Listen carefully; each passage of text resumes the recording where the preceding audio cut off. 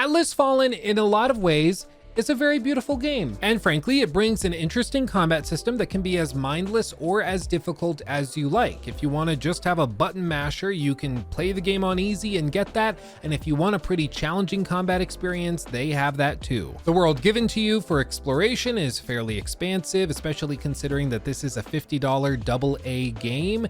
And there's clearly been a lot of passion and love put in here. But after finishing the 12 or so hour campaign, I'm left with mixed emotions. You see, there are parts of Atlas Fallen that I thoroughly enjoyed, but there are a lot of other parts of it which remind me of a game that I really wish I could forget. You know what? Go to the comment section and just right now comment in whatever you think that game is, that this is basically just a carbon copy of unintentionally.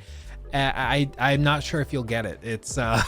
It surprised me. Now, I went into this game approaching it the very same way I approach all other games for review, skeptically. And in this video, I'm going to explain to you why the experience presented here has left me markedly less excited than when I went in. And we're gonna get into all of the nitty-gritty details in this skeptical review of Atlas Fallen, right after we say a thank you to our sponsor. This video is sponsored by Logitech G and the Astro A30 headset. With an extremely comfortable design, great battery life, and the compatibility to work with any of your devices, the Astro A30 headset is a phenomenal choice for gamers looking to up their audio game. Check them out at the link in the description box or in the pinned comment below. Now, based on the initial trailers that I saw for this game, I thought it was going to be something very different than what we ended up getting. These initial trailers were awesome. This one we got at Gamescom 2022, so just last year.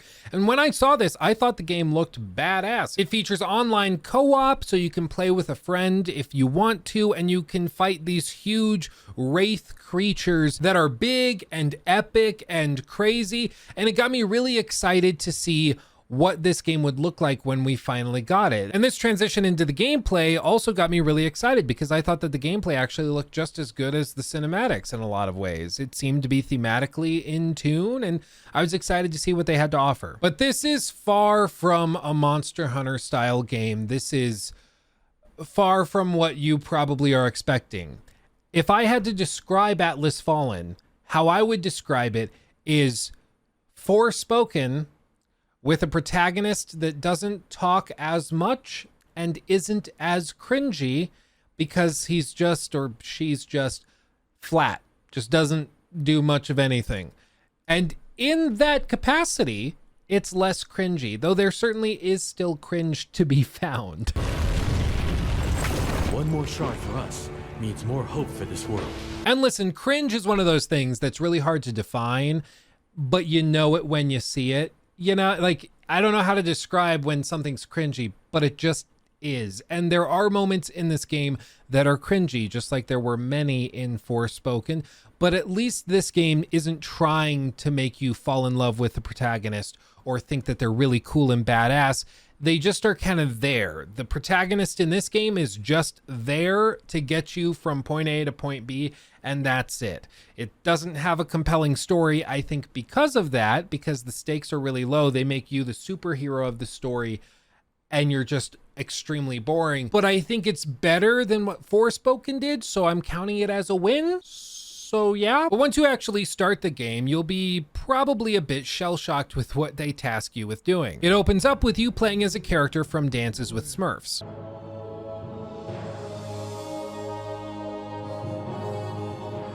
This is narratively significant because this character that you are playing as, the Smurf, gets basically transported into the gauntlet that you're going to start wearing that's going to give you all of these combat abilities. Frankly, it's a really trippy opening and made me wonder whether I booted up the correct game.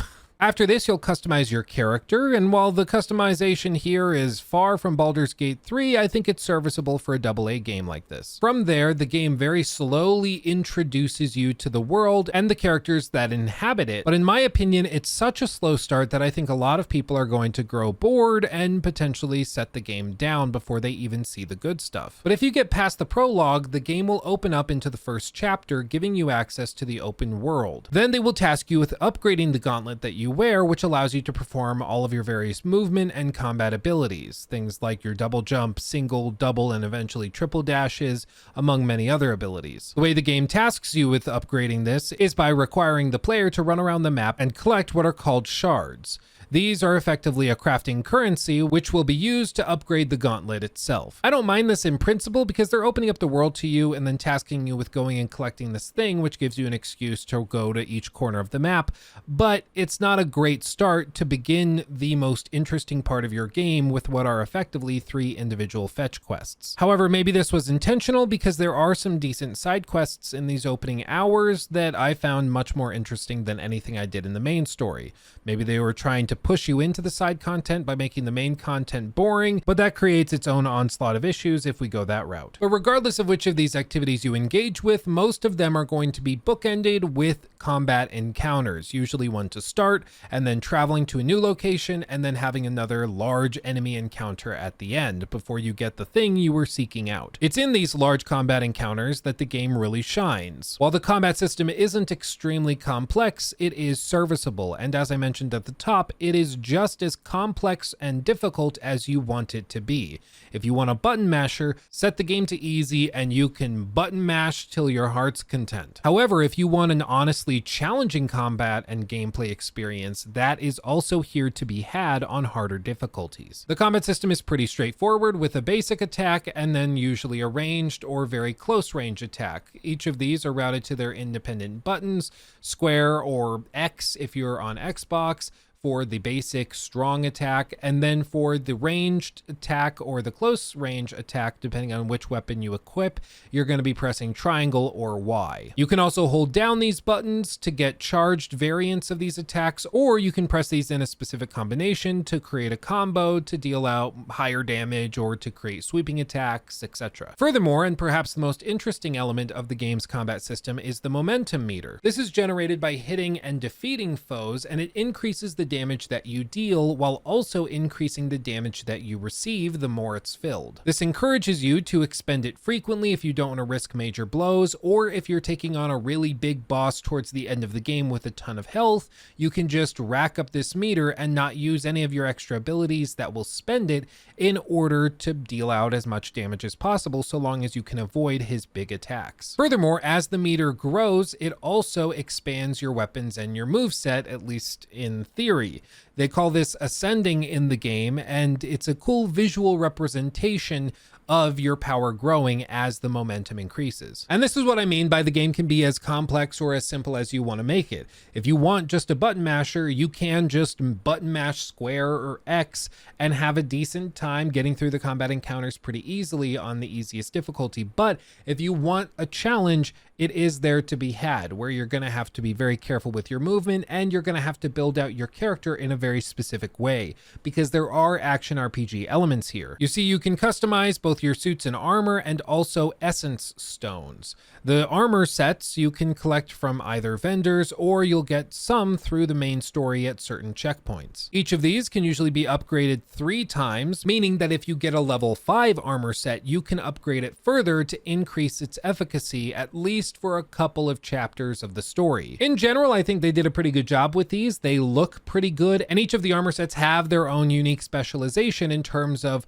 the gameplay style that they encourage. Some are very focused on high damage output, others are focused more on defensive play, so whichever you like, you can pursue. As for the essence stones, these can be upgraded and crafted using materials collected through exploration and by defeating bosses. The blueprints, effectively, that you can use to craft these things are also collected after defeating large, difficult enemies or passing certain points in the story. Furthermore, these are broken up into 3 tiers: bronze, silver, and gold. There are 3 squares and a diamond for each tier, with the squares representing passive effects to your character in combat, and with the diamond representing an active effect. Basically, as you build your essence meter, you also will unlock the ability to activate one of these active diamond abilities within each tier. Of course, the higher the meter grows, the more powerful the ability in theory will be. And again, this allows you to really customize your character as you like. If you want to play something that's very high risk, high reward, high damage, but also very low defense, you can do that, customizing out the different essence stones to capitalize on that. And if you want to play somebody that's super tanky, very high defense, high health, but you don't deal a lot of damage, you can also do that. And I actually really like this system, and I think it generally works pretty well. It certainly gets the job done, at least within the first few hours. I, however, grew frustrated towards the end of the game because it didn't feel as though after 10 hours of gameplay, I had collected the things I really wanted in order to customize a character to the fullest extent, because there's only so many armor sets available to you that towards the end of the game, only one or maybe two are really going to be viable. And each of these armor sets have specific requirements if you want to unlock their full potential. Just like you can see with this late game example of armor right here, where you can unlock an additional 13 recovery points if you add 2 momentum stones, or these sort of blue stones, into your gauntlet, or you can unlock a further 12 shatter points if you equip 3 tricks essence stones. And all of this just leads the player into situations where you have a certain build you want to make, but you can't, because that means that you're going to miss out on the additional stat bonuses, which are the only thing that really make this suit worth it over your other suit of armor that is also pretty well upgraded, or fully upgraded even, but that isn't at this max level. Basically, there's just not enough armor suits in the game to really make it feel as though there's a lot of variability here, and that's unfortunate. It is possible that there are more hidden in the game that I wasn't able to find for whatever reason, maybe some tied behind a side quest or something I missed, but that doesn't feel like it fixes the problem. If most people are going to play the main story and complete various side activities while they go through, I think they should at the very least be confronted with enough options to acquire more suits of armor that can encourage them to try different styles of play, or suits of armor that fit their current style of play that they're enacting and practicing with at this very moment. Instead, it felt like every time I got a new suit of armor, I had to change my play style to fit with these stat bonuses.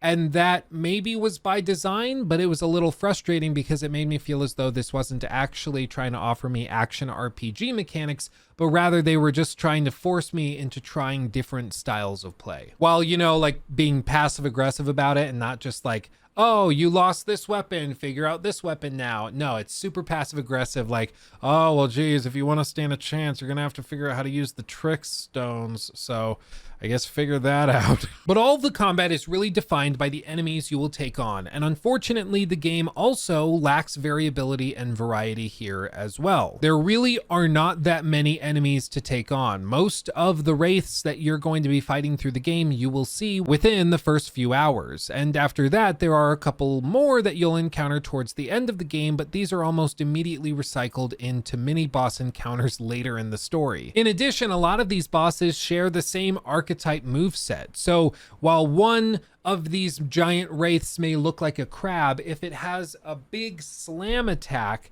that doesn't feel that different to play against than if a humanoid wraith that you fight goes like this as well to smash. It's basically the same attack. They try to get around this later in the game by throwing waves and waves of enemies at you in some pretty difficult encounters as well, while throwing AoE effects at you. And these certainly introduce challenge, but not because the enemy variety has increased or improved, simply because there's more to deal with. And they do this hoping that you don't recognize, or at the very least get upset by, the lack of enemy variety. I'm also not going to show it for spoiler reasons, but the final boss encounter is markedly lackluster, a lot less exciting than I was hoping for, and frankly, it was pretty underwhelming. He looked really cool. The final encounter was epic enough, but in terms of actual gameplay mechanics, it wasn't anywhere near as difficult as I was expecting. Basically, there's like 3 parts to the final quest.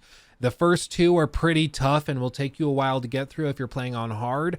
But then the last one was kind of a cakewalk. I don't know if that's just me or if it was a weird way that they balanced it or something they're going to patch out, but it was a little underwhelming. But beyond the combat, the only other thing that the game really has to offer is exploration of these levels. And unfortunately, the world just isn't that interesting. The side quests do help with this, and I do think there are some interesting NPCs and some fun conversations to be had. There are some quirky characters here. However, when you're actually out in the dunes doing the weird sand skiing thing, which actually feels pretty good to get around, you're going to notice that there's just not a lot going on. The only dynamic activities or events that will pop up are random wraiths spawning in large open areas, and then the occasional rare item that might drop on the ground that you need to collect in order to either upgrade or craft those essence stones we talked about before. It's basically the exact same problem that Forspoken had as well, a big empty world with a decent combat system and characters that are kind of bland and uninteresting. Again, the only real difference is that in this game, they don't try to shove the main character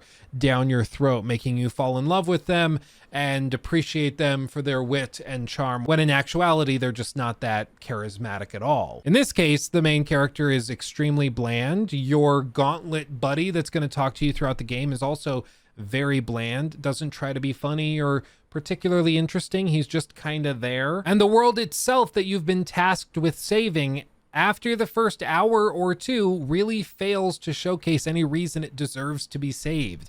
It's just filled with a bunch of kind of grumpy and bored people, and that's it. It makes me wonder if they were trying to do something else when they started development, because the first hour or two of the game, they really lean heavily into the narrative, lots of cutscenes, lots of dialogue, and they let off the pedal real quick on that in the later stages of the game.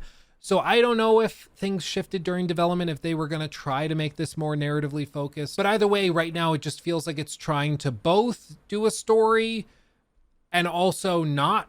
And it just doesn't do either of those things well. You know?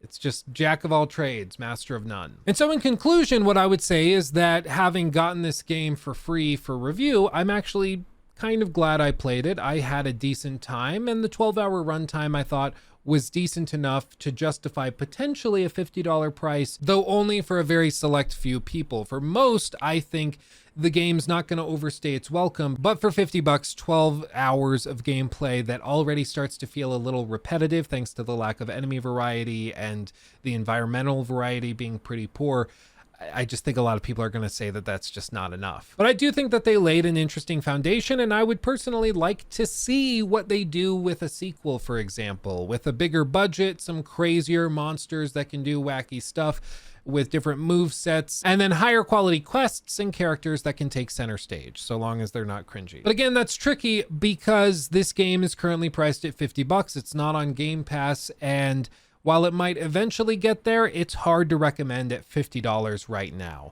Honestly, if you looked at this review, if you've seen the gameplay footage on screen and you think, oh, that looks like it could be interesting, you should try it. I think you might actually have a good time, because for some people, this is going to be a great get at 50 bucks. But for a lot of other people that are hoping for something much bigger and more extravagant, I think you might end up being a little underwhelmed at just how repetitive this game ends up getting by the time you're done with it.